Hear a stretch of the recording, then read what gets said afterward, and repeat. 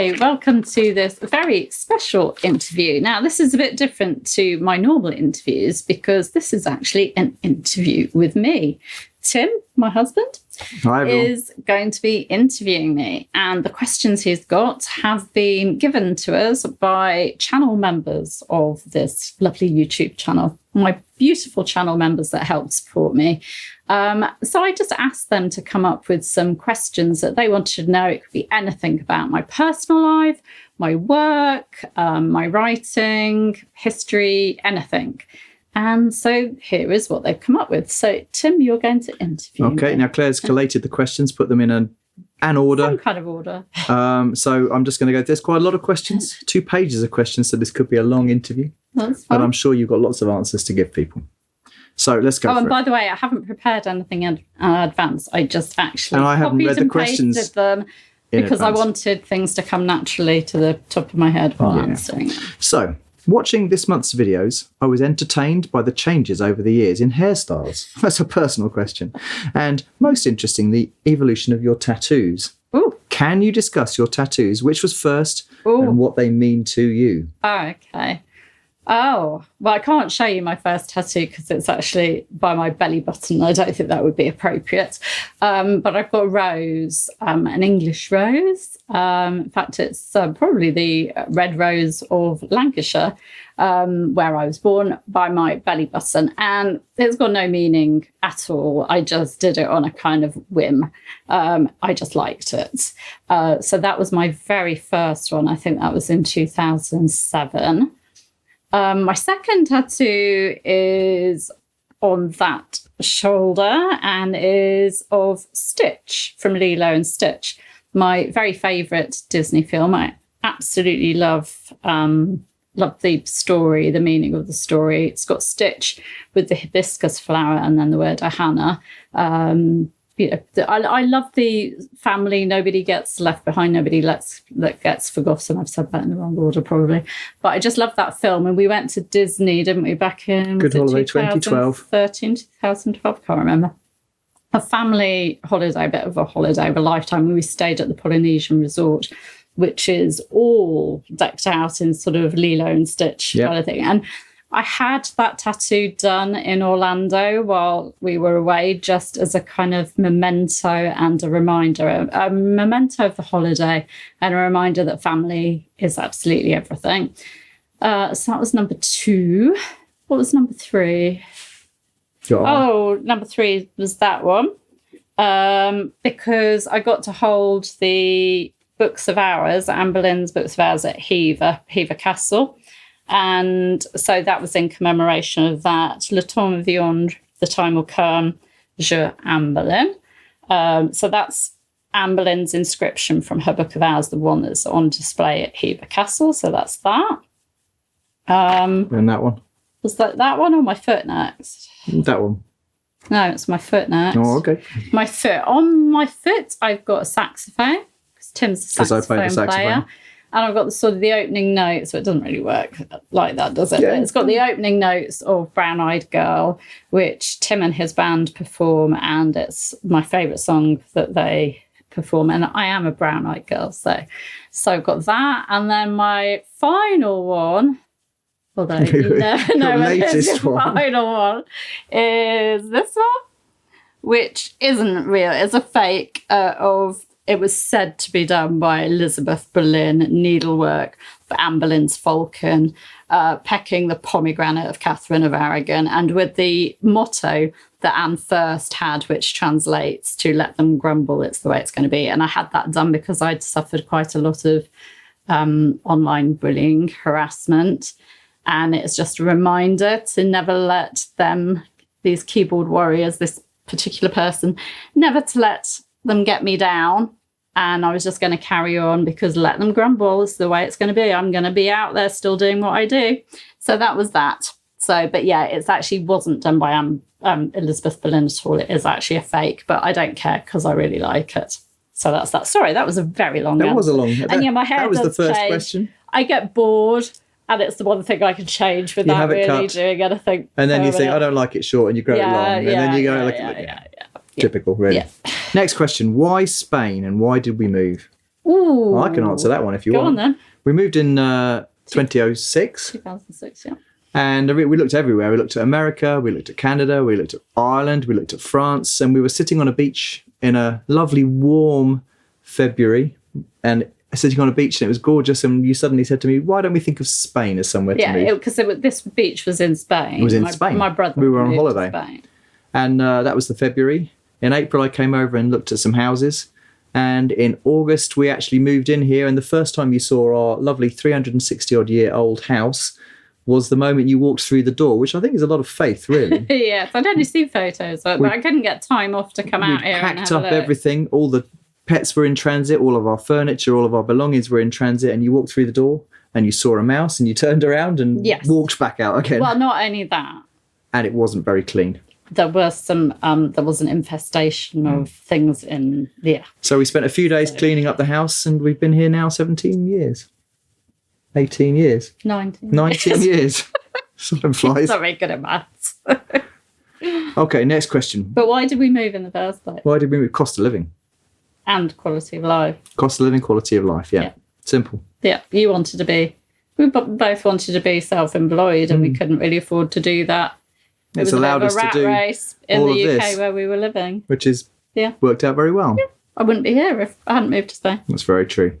Was this before you decided to research and write about English history? Yes.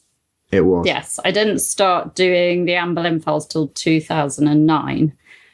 So that was nearly 3 years after we moved. I'd been doing some freelance writing previously. So, yeah, I've always loved history, but I wasn't doing history research at the time. No. So you grew into that, and it's taken over It's taken over my quite a life. lot. And tell us about the village and why you chose this particular one to live in. I don't know if we have to name it, probably not. Let's just talk about in general. Why did we choose this village? You didn't choose this village. I chose this village. You chose this village. Go on, you say why we chose this village then. You chose it. I saw so many villages. I saw modern houses. When you're moving from one country to another country, you don't actually know what's possible. So you go with, in your mindset, what you're looking for, but you really haven't got a clue. I looked at old houses. I looked at new houses. I looked at not even built houses. I looked at different areas. Looked in towns. You looked at dried riverbeds. Oh, and I saw some amazing places, but you wouldn't want to live in them. Somebody would want to live, but not me. And we wanted, obviously, a school for our children. We wanted shops that were in easy reach. We wanted bars to be able to go and drink when we want to go to a bar. We wanted rural though, because we're not we didn't want city types, are we? And of course the last house I found was this one, and we love it. It's got everything we need. It had a school for our 3 children, and it wasn't an English enclave. It was a very typical Spanish village up a mountain. 900 metres, whatever that is in feet. Yes, a lot of feet above sea level. Little whitewashed village. It's lovely. Yeah. And our home, what's it like? Yeah, well, I can't remember how old it is now. I think a few years ago it was 367 years old. So it's over 370 years old. So 1600s. We were told by our neighbour it was the second oldest house in the village, but we don't know if that's correct. But it's old and it's a project. Bits of it need work. As you can imagine, it needs work. It looks good when you just see this shelf behind, but various bits are falling with the ceiling above us. Yeah, it's an interesting. Yes, it's a project. It's a bit of a project. I like that. Yeah. Yes. Have you always had a love for history? Yes. Yeah. My father. He's always been interested in history. In fact, his degree was in French and history. He's always had a love of history, and I've got that from him. And grew up going to, historical places. I was surrounded by history, so growing up near Stratford-upon-Avon. Got all of the Tudor buildings in Stratford. I grew up 2 miles away from Coton Court, the Throckmortons. Everything where I grew up was called something Throckmorton. I think my dad was in the Throckmorton Fishing Club. Throckmorton Arms Fishing Club. I think he was, yeah.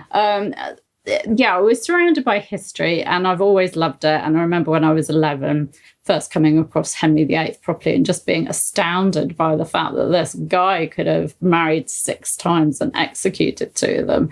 And I remember I actually came across Elizabeth I in infant school. We did it used to be on the curriculum. We did a little play about her, and I was just surrounded by it, and I've always loved it.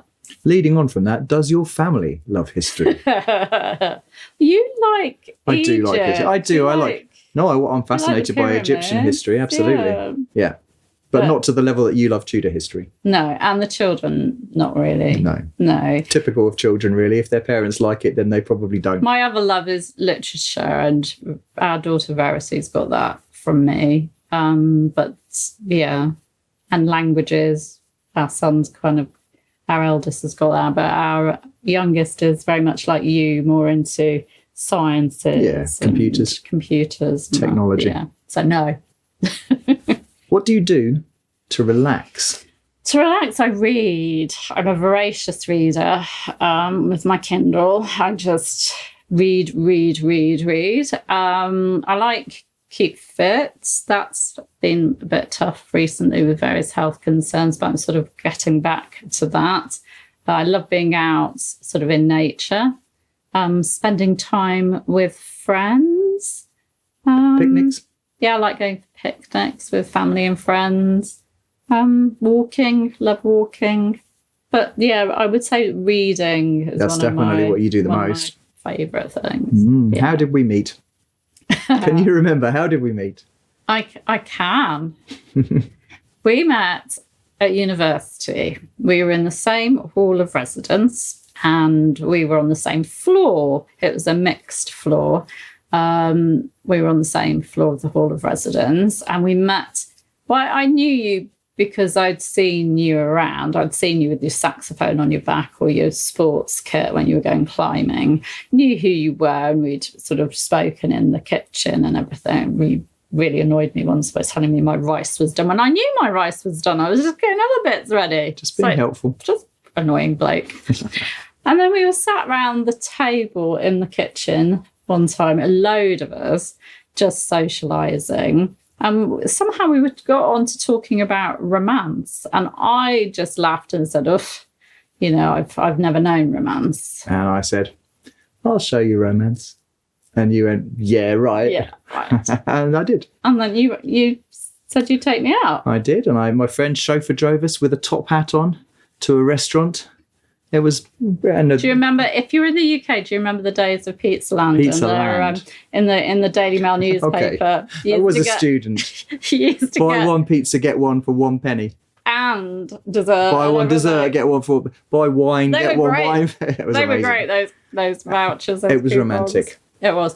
But I remember the week leading up to the day, I kept knocking on your door. You don't really want to. You don't really want to. Like, yeah. And that was it. And that was it. That was a long time ago. It was. So how long? When was it? When we met, 1992. But we first started going out early 93. Yeah. How long did we date before we got married? I'm glad you're answering this. We started going out, I think, was it the February of 93? Yep. Because I think I was going out with you before Valentine's Day. Yeah. Because I had that mystery Valentine's card. You did. No, if you are watching and you were my Valentine in 1993, please tell me. Comment below. Because it really annoyed me that I never knew who it was. Because the message was, "Don't forget about me." And I was like, how can I promise that when I don't know who you are? But anyway, I still love you. I wouldn't go off with that person. So what was the question? How long did we date? So we started going out in February. We got engaged that August. We did. So I was leaving university. You were in your first year. I was leaving university. We got engaged, much to the astonishment and horror of your parents. But my parents were, "Yeah, we're getting rid of Claire." No, they were just really pleased for us. But then we left it 2 years. Even though we felt that we could have got married straight away, we left it 2 years until you'd finished your degree. Yeah. You went on to do a master's in that first year of marriage, but we just waited to let Made sense. To let people come round to the idea and yeah. Did you know right away that you were in love? And you can't say no, really, can you? Did I know right away? Yeah. Oh, I knew on did that too. first day. Oh. Yeah. Yeah. Oh. What was your favourite anniversary and why? Favourite anniversary? What, like wedding anniversary? Well, I presume that rather than historical anniversary, given we're on the personal kind of questions here. Ooh. I enjoy every anniversary. Yeah, I really enjoyed the last one that we had. That's good. freshest in my mind, isn't it? Because we went to Alcalá La Real, and that was just a lovely place, and we just had a really nice coupley time. Yep. And but then I would say our 25th. That was anniversary. Good. We both got back into your wedding dress. Yes, you put on your wedding. You had your wedding shoes. You had your wedding bouquet. Everything. Yeah. I had my suit. Even my wedding underwear. I wasn't going to mention your wedding underwear, but yes, you did have that as well. I had my suit, my same tie. I think it wasn't the same shirt. It may even have been the same shirt. It was the same shoes. And we had one of our friends who's a photographer take photographs of us. So on the beach. Yes. Well, lovely. Sort of sunset. So that's quite romantic, isn't it? Yeah, and then we had a party. Yeah. With friends and that. But it was during the pandemic, so we were wearing masks for a lot of things, weren't we? No, that was good. So we managed to have a party. It was just when things were opening up, wasn't it? So we did manage to have a party. We were going to go over to Hever Castle and renew our vows, but that didn't work out. No, it didn't work out with the pandemic and everything. It just, Whoever asked this question would love to know how our children and grandchildren are doing. They remember years ago when Verity helped with the illustrated Kings and Queens of England. Are they still involved in the Anne Boleyn Files and Tudor Society along with the publishing? Well, they're doing fine. All of them keep growing. They keep getting older. They're all in their 20s. Oh. We've got one grandchild. Off out in the world doing grown-up things now, which is amazing, really. Verity sometimes helps with bits and pieces. Not really particularly her focus, but if we really need help on something, she's very good artistically. She's quite good at helping with Canva. She likes Canva. Yeah, she's quick with that. When I'm trying to do things on Canva. And I'm busy doing something else. Because she'll just go, give it here, and she'll just... and she's done it. Whereas I'd be like, how on earth do I do that graphic? And our eldest son is a YouTuber. So when we have questions about... And he's an English teacher. YouTube-y things, he often has an opinion on how to get the best out of YouTube. So that's always very useful. Yeah, that's good. They're doing fine. Yes. So, one is out of the country, married with a child, and he's teaching and doing YouTubing. Middle one is home at the moment, but looking for jobs. Qualified as a high school teacher. And then our youngest is away studying, doing carpentry. Yeah. So, all fine. And our grandson is 8 years old now. Wow, time flies. It does fly. Yeah. Excluding the obvious Hever Castle, where your book is just up there, what is your favourite historic building in the UK and why? Ooh, in the UK, Kenilworth Castle. Oh, that is a lovely place to visit. Yes, I love Kenilworth Castle. And Kenilworth in general. But actually, Kenilworth has good memories for Tim and I because we went to university just a stone's throw from it. So Kenilworth was where we went for picnics and everything. Firework displays. Right by the castle. Yeah, fireworks. That was good. Yeah. But Kenilworth Castle, because I love its haunting ruins, but I just love that it stands as a testament to Robert Dudley's love for Elizabeth. He built those state apartments that are now in ruin. He built those state apartments for her visit when he was going to woo her for the last time. This was his final kind of push for her to kind of marry him. And now they're great because they've you haven't been to it since, but they've put platforms and ladders up, steps up, so that you can actually go up to the state apartment windows and see the views that Elizabeth would have had over the mere and that. He stocked like the hunting grounds for her. He built the state apartments and that. He built a privy garden for her. And so I just love walking around that and just thinking about their love that never could be. So and it's an amazing area because it's also open still. It hasn't been built over, so I love Penshurst as well. Penshurst, also very beautiful. Beautiful, really, really love it. Stone's throw from Hever. So the UK, we're blessed in the UK by so many interesting historical sites that still exist. Amazing, really. And in Spain, what is your favourite building or site and why?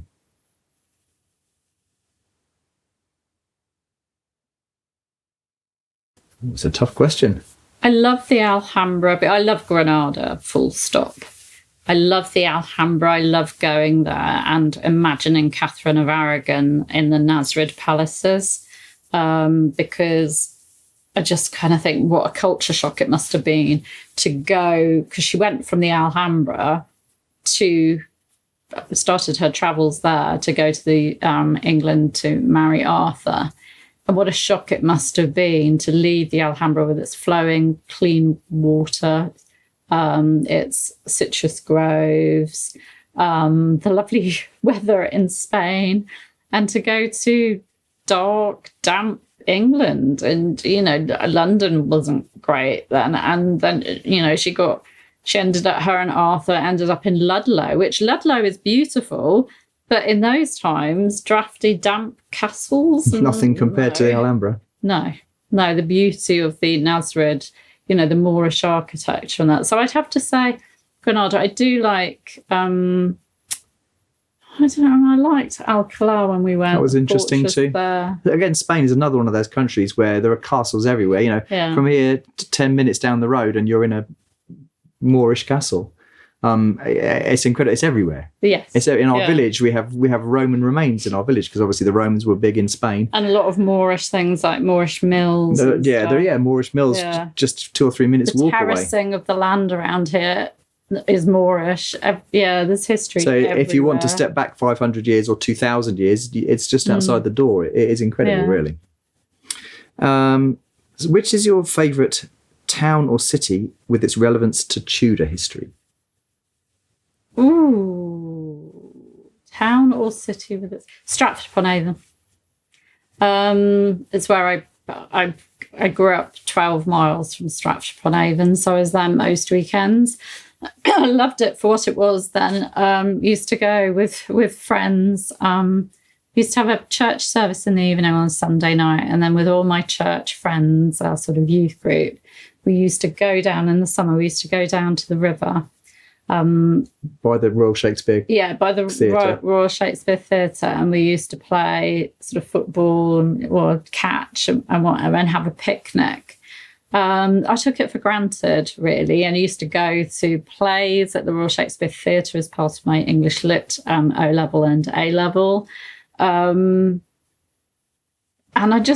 now going back, I love the history of it. I love to go to Holy Trinity and see Shakespeare's resting place, Shakespeare's birthplace, and just all the Tudor buildings. You do take it for granted when you live there. Of course, I mean, 2/3 of the people that are watching this video will be from the America or certainly not from the UK.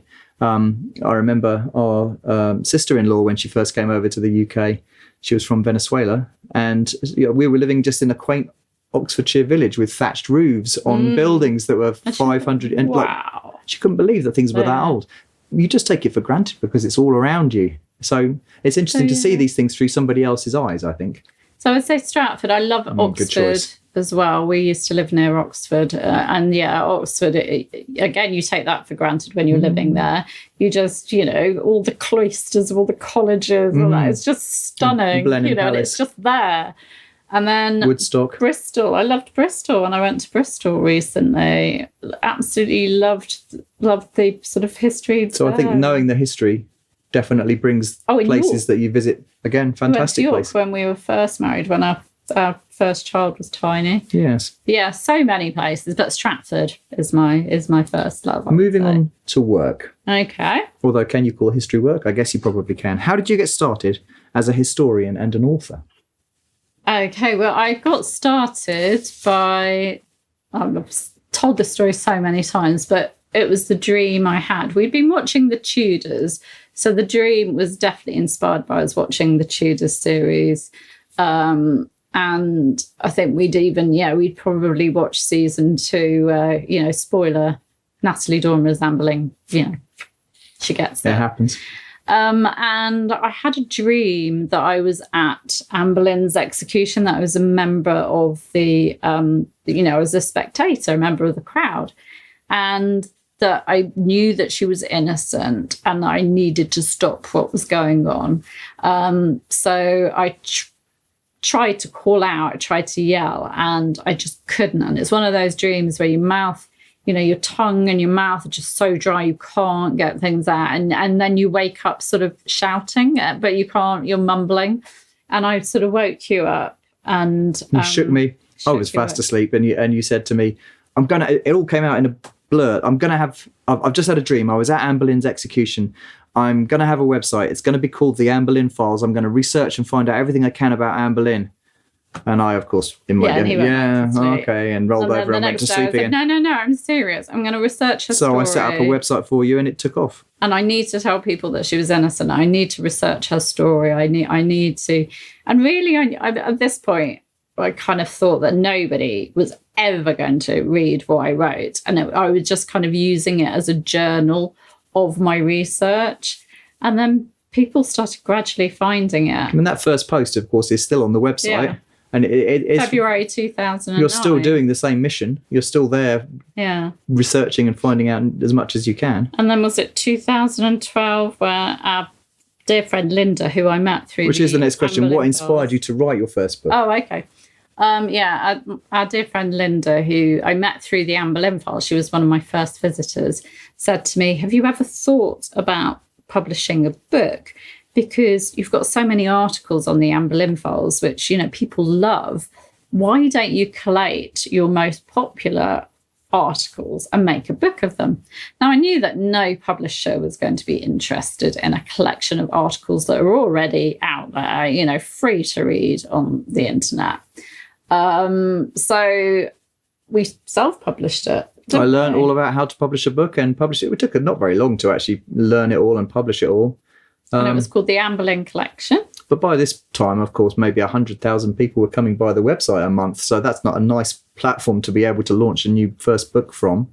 It took off. It took off amazingly well. And you realised this was a big thing. This was a good thing. So therefore... And it had always been my dream to be a writer. Writing was... I'd been writing... That was probably, instead of reading, writing was probably my thing, my relaxation, my hobby when I was growing up, just writing. I've got so many sort of manuscripts and that notepads and that with stories in. And those were fiction, but I'd always wanted to write. And I had been a freelance writer writing for other people up until this point.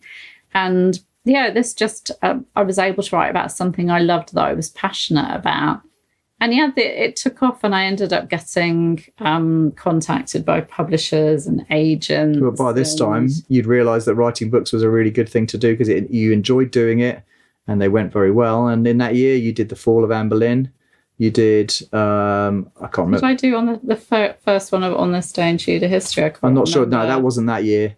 But in that year, I think you did 3 books, 3 or 4. I don't know. I can't remember. Of course, they were all very good. And as I'm sure everybody can imagine, once you start having that little bit of success, everybody comes to you. So this is now turns into my story rather than your story. But people, will you have a look at my manuscript? Or would you be interested in publishing my book? And so I realised at this point that it would be sensible to set up a publishing company and do it properly. So I stopped what I was doing and really moved over into publishing, which of course I still do. So Made Global, that was set up really just to publish me, to be kind of an entity that was just publishing my books, ended up helping people that wanted their work out there as well. And we've obviously came out of frustration with the publishing world and what publishers were offering authors. It is fascinating when you see the world of publishing from the inside, which obviously we're in that position, and then the offers that are being made to authors out there. There's quite a disconnect, really. So, and we became friends with all of our authors. We love all of the authors that we've dealt with, and even the people that we didn't end up publishing because it wasn't right for them or it wasn't right for us. It's fascinating to see manuscripts.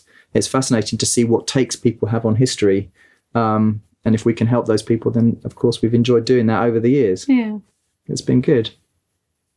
Is it easy? Not always. No. Well, where people are involved, things go wrong as well, and relationships break down and stuff. And the world of publishing has changed. when it's business, but also it's friends, because you're not a traditional publisher with that distance. We did create what we called a family, really, of like-minded people. So things do go pear-shaped as well. But I think it's been very good. I'm 36 authors, 160 books, I think, done so far. That's not bad out of your little dream that you had in the middle of the night. It's not too bad, really. How much time on average do you spend researching every day? I'm going to turn this around. How many minutes do you actually sleep a day? The question is how much. What was the question? How much time on average do you spend researching a day? Every minute. Yes. Yeah. Because I'm preparing for YouTube videos, which is my main focus at the moment, is the YouTube videos rather than books. Although poor Catherine Howard, the Fall of Catherine Howard, a countdown, she really needs me to go back to, and I keep saying I will, but at the moment it's hard because of my my health issues. I get very, very tired, very, very tired, and so I either need a siesta or to go to bed early, and I get brain fog as well, and that is having a real impact on my output and what I can actually do, which is really frustrating when you're someone that's used to working long hours and really throwing yourself into things. So I'm finding that really hard at the moment, really frustrating. But yeah, every minute of the day I'm researching something and going down rabbit holes, either for my own kind of enjoyment or because someone's asked me a question or for videos. Making a video a day is a really big commitment because you have to research it, you have to write it, we have to film it, I have to edit it, publish it, do the thumbnails. It's a big, proper full-time job, really. And has any professional or personal struggles threatened to make you change course? Yes. Often? Yes. Yeah, that's why I've got this tattoo. There were so many times where I've nearly walked out, or not us, but That's good. out of what I'm doing, because as soon as you put yourself out there, as soon as you put your work out there, you're inviting people's feedback, which is fine. And I love feedback, whether it's critical or good feedback. But sometimes there are people that they're not giving feedback. They want to bring you down and destroy you. And we've had that as a publishing business. Oh, absolutely, we've had people try and actually destroy our business. Anybody in the public eye, there's jealousy, or there are people that have different opinions or whatever their own personal thoughts and agendas are. Yeah, of course it's not easy. But yeah, it had a few times it's turned to kind of harassment and bullying. And I thought, you know what, is this actually worth it? But then I think of all the positives. And there are 10 times as many positive comments. There are daily positive comments, which we obviously really appreciate. And you read every comment. You don't let any comment lie. Equally, when somebody is hurtful, it's difficult, as I'm sure everybody understands that. But no, I think you're sustained by the lovely comments that you get and the nice community of people that are around you and us. Yeah. What habits help you to stay productive? You're just a hard-working person, is from my perspective. I'm quite motivating, quite stubborn.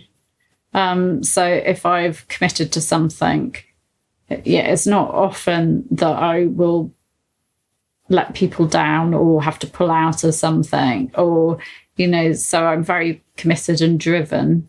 What habits? I don't know, really. Just actually researching and writing all the time, keeping in practice with my writing. So I'm always working. We don't really have weekends, do we? Because generally there's something that comes up in the week. Or I'm performing somewhere. Yeah, and so we're catching up at weekends. So I don't know. What habits? It's just daily working on it because you have to, and because you enjoy it. It's worth, you realise it's worth doing it. So you just are that kind of motivated person and you just get it done. Yeah. What strategies have helped you to expand your audience? I don't think we've been very strategic about it. We've tried. Yeah. Yeah. Being nice to everybody. I think that's a very positive consistency. Strategy. Yeah. Just working on things and I don't know. I think being human, actually just interacting with people. I know with my events, for example, the online events I do, that I have my regulars, don't I? Lovely group of people. Lovely group that just, register for every event, because what we enjoy, what we really love, is the Zoom calls we have, and the discussion. And, you know, I've always tried to connect with people and make history accessible, because I'm not an academic historian. I'm kind of self-taught. I just love connecting with people, but that's not a strategy. That's what I love doing, because I'm a people person. And so I think that has fed into what I do with my YouTube videos, with the Anne Boleyn files when that first started, connecting with people on that and answering people's questions. And yeah, with these events, I've tried to make them as interactive as possible, because that's what I enjoy. I absolutely love the Zooms, because I just end up going down rabbit holes because someone's like raised a point that I haven't thought about, or you start thinking about things differently. I learn from them as much as they learn from me. And so it's not a strategy, because I'm naturally that person, but that's possibly what's kind of worked. But this is an opportunity to say, like and subscribe on the bottom of this video, because that's got to be a strategy, and share amongst your friends. Yeah, I just love connecting, but that hasn't been a strategy. I think I've tried to think about like SEO and keywords and that, but it's just, I can't falsify thing. Yeah. No, because it's history. It just doesn't. You can't really do that. And you can't, what I always find, because obviously I do a lot of the graphic side of things for you, it's difficult because there are only limited numbers of portraits of the people that you're talking about. And often you're talking about people who there is no portrait of them. And it's like, well, how can you use creativity to try and bring the story of this person who's a fascinating person? How can you bring that to life when in the modern world, like, there's no picture? So we're not talking about food where you can go and take a picture of food, or talking about buildings where you can go and visit the building. We're talking about people that there is no visual record of those people. And it's an interesting subject to be in. So really the only thing you can do is what you're doing is tell the story of those people in the most interesting and factual way that you can. So I think strategy it's accidental strategy. It's just me being me, and refusing to be molded into anything I'm not really. You know, even you sometimes say, oh, well, you could do this with your videos, or you could do that. And I'm like, no, because you know what? That's not me. I could go and watch that person's channel and learn about how they're getting loads more subscribers than me. But if I did that, then I'm not being true to me. I just want to be me. Do you have a preference for historical non-fiction or fiction? Non-fiction when it comes to history, because I'm really fussy about historical fiction. I love historical fiction when it's clear that it's fiction.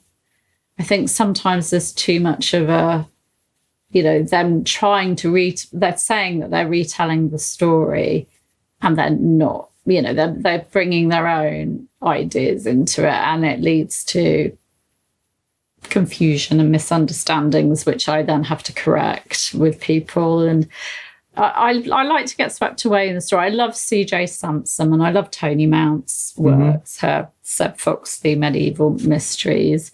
I love sort of the mysteries. But yeah, I am really, really fussy. I mean, particularly with Anne Boleyn.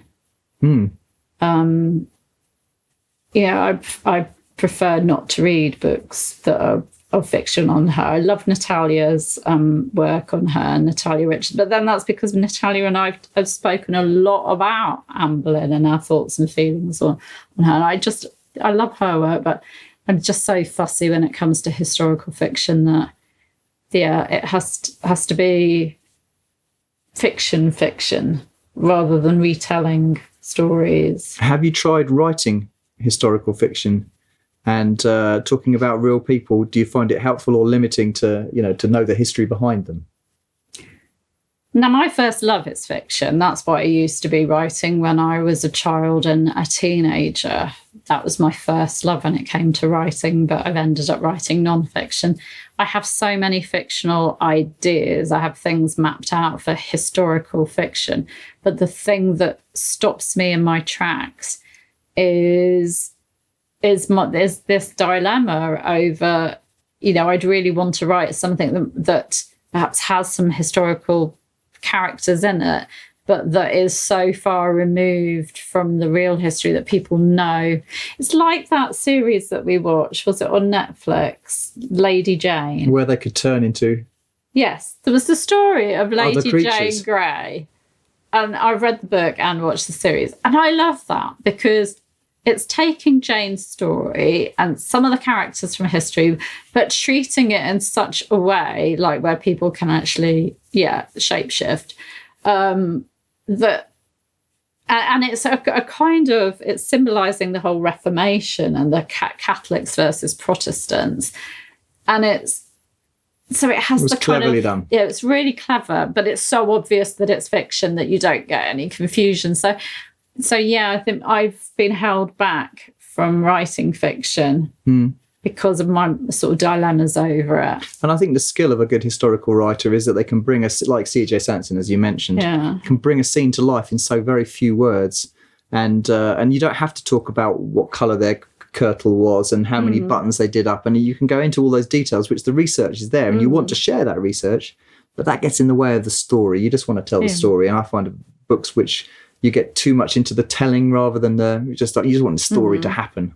That's but I think opinion. why I like Sansom and why I like Tony Mounsworth is because they are fictional characters. Shardlake and then Sebastian Foxley, and they're the people, their family and their loved ones. They're fictional, but then they're coming. The world they're living into is a real world. Yeah. I think that. I agree completely. Interesting question. Do you know Latin and French, or do you rely upon translations? I know French.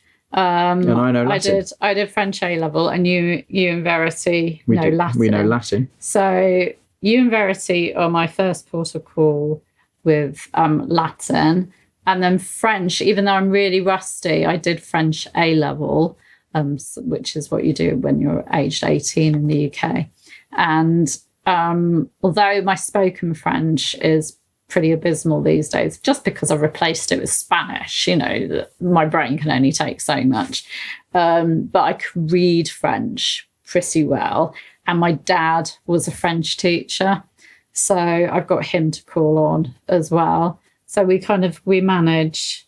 And sadly, our amazing Latin translator, Philippa, passed away a number of years ago, but she was she was a Latin teacher. So, of course, if you needed Latin translating, it was done. She was fantastic. So, when I had that, that was useful. Was the work, the Nicholas Sanders work, Rise and Growth of the Anglican Schism.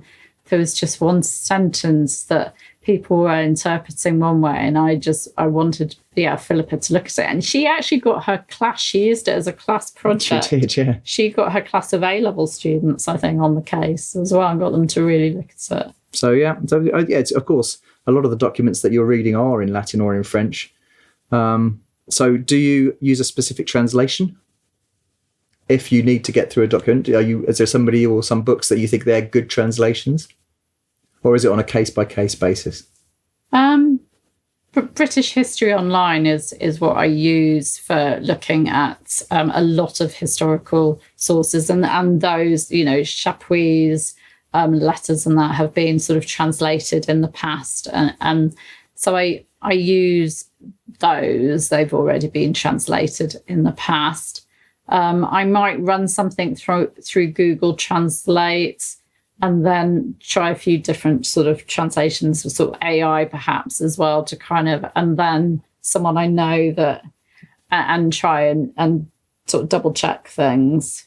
But I'm reading Chapuis letters in English as they are in the, the calendar of incredibly hard to actually read handwritten Tudor documents. Yes. But you get faster at it. You do. I've enjoyed doing that. I think it's the National Archives have got a course for paleography. That's handwriting, isn't it? And that is really, really good. It's code breaking. Yeah. Reading sort of medieval and Tudor thing. Once you've worked out a few letters, then you've broken the code. So, but on a day-to-day basis, I'm kind of dealing with translations that have already been done historically, kind of in the Victorian times and that. But sometimes you want to check the original. I also absolutely love looking back at Tudor poetry, because obviously these things rhymed when they were Tudor and they don't rhyme anymore. Yeah. And another one that just came to my mind was when it was like 1st, 2nd, 3rd, 4th, 5th, 6th, and it ended up being 9th, 10th and 11th. Oh, yeah. And it was like, yeah. We don't say 9th anymore, it's the 9th one. Yes. Fantastic. And I find that is just a glimpse into the world as it was 500 years ago. And the videos that you'll find on YouTube are David Crystal and Ben Crystal. Good. David Crystal is a professor. His thing is sort of linguistics, and his son Ben is an actor. And they look at Shakespeare's work and read it out as it would have sounded. Original pronunciation, OP. And they've actually Ben has performed Shakespeare in OP. And Ben just makes the point that there is, I can't remember which play or whether it's from Hours and Hours. And but they would have said. But it's not hours and hours. They would have said oars and oars. And it's dodgy. Rude. It's a play on hours, but whores as well. And it's just like there's so much Shakespeare that's going right over a modern audience's head. Because it's all pronounced in Shakespearean. Shakespeare was being rude at times, and his audience knew he was. He was playing to the people. Yeah, puns that, were dodgy. Fascinating. Yeah, so go look up David Crystal and Ben Crystal and OP. Fascinating. Do you have another book planned? Well, the answer is, of course, you have another book planned. Will you finish that book? I really want to do as well my Book of Martyrs. Okay. Because I really do love my On This Day videos when I look at martyrs and that. And there are so many that I don't mention. There are so many. And I'd love to do a kind of modern version of John Fox's Book of Martyrs. And so I've started doing that, but put that to one side. Catherine Howard, I really want to get that finished. I stopped it when I knew Gareth Russell, my friend Gareth Russell was doing his book on Catherine, because I thought there's no way I can compete with Gareth. No, I'm just going to leave it for a bit. And life gets in the way as well. Mm-hmm. So poor Catherine, I keep leaving her, but I really do want to get that book done. I know a good publisher who might want to publish your books. Moving on to history.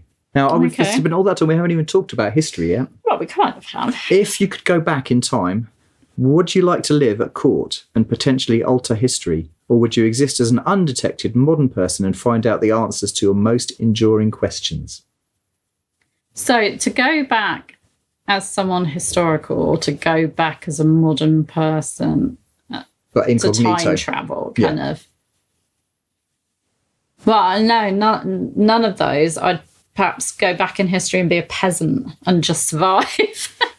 Be able to eat fruit and veg and have a much better life. And if I gave birth, it would be the midwife. So I'd have less chance of things going wrong with a midwife that's used to delivering babies.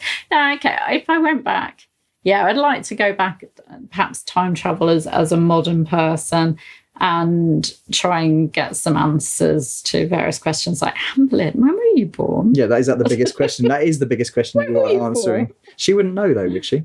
Did she know when she was born? Yeah, I think you would know. You would know when you were born. Yes. Okay. Yeah, but birthdays weren't a big thing. But you would know when you were born. If you got both parents living, you would know when you were born. But Sir Francis Knowles, bless his heart, is one of my favourite historical characters, simply because he wrote his children's birth dates down in the family Latin dictionary. That's pretty good. So useful. Mm. Besides Tudor England, which place and time period would you most like to visit for a day?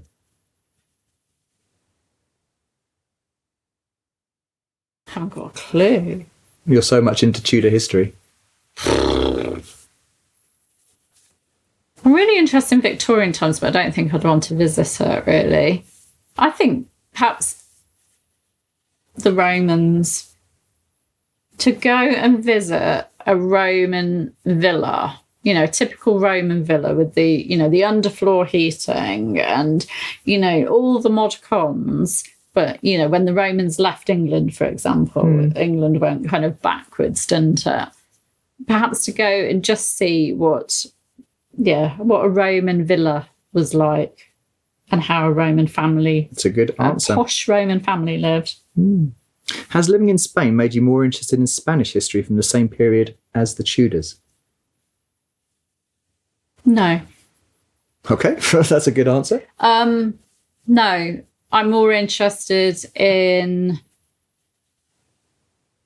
more recent Spanish history, the Civil War, which is still in living history, still has, a major impact on politics today and people's feelings.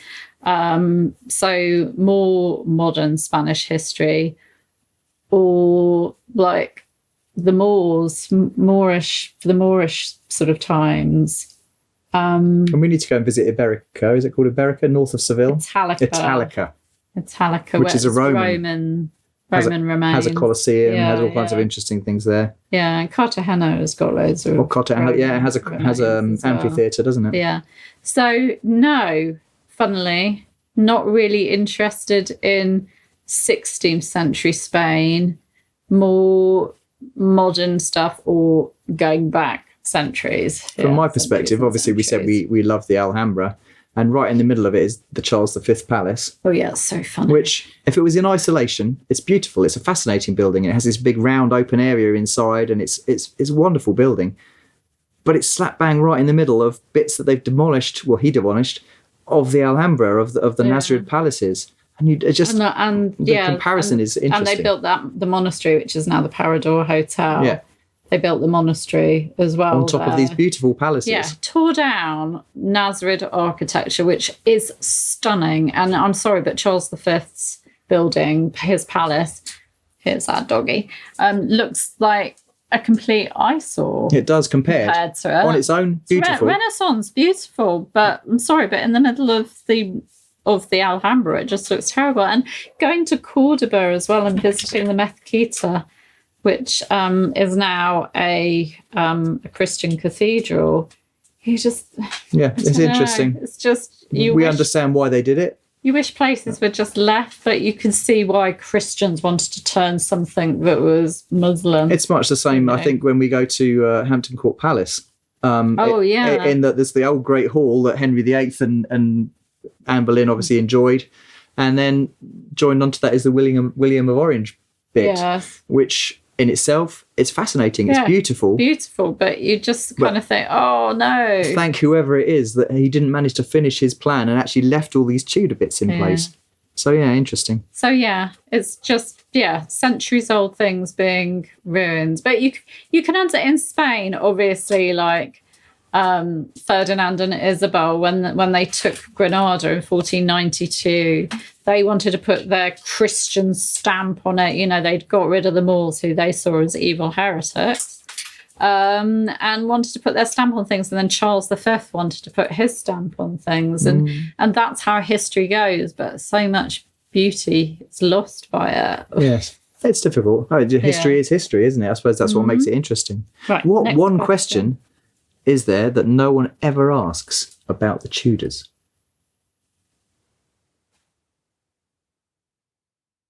Don't know. I'm trying to think. No one ever asks about the Tudors. This is actually your last question. I've come to the end of the questions. Ooh. Not many people ask about the origins of the Tudors. Which I've been recently delving into, the Welsh history of the Tudors. And in fact, that's something I know that Nathan Armin feels very strongly about. He feels that the Welshness of the Tudors, of Henry VII in particular, has been dismissed by historians. But it's so important to their story and their descent in Wales. So probably that people are not so interested in the origins of the Tudors and their sort of ancestry in that way. People are more interested in their ancestry from like Edward III, Edward I. You know, they're all Henry and all of his wives all descend from Edward I. Not the Welshness. And I think obviously Nathan is Welsh, feels very strongly about it. I'm more than half Welsh. You are. I can't remember how many percentage I am Welsh. But that's something that I find interesting too. Mm-hmm. So perhaps that. And people were very interested in Deborah Bayani's book, Jasper Tudor. Yeah. But I think for me personally, I don't get many questions about the origins. You get more questions about the 6 wives.